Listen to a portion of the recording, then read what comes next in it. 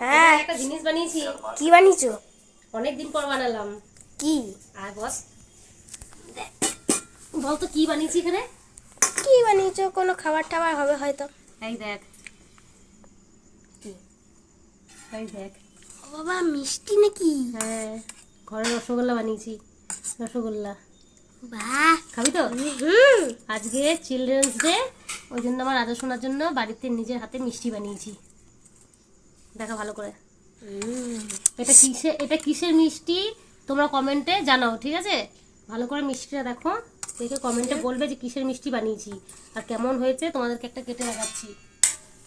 চলো চলো, কেটে দেখাও। এটা এইমাত্র বানালাম।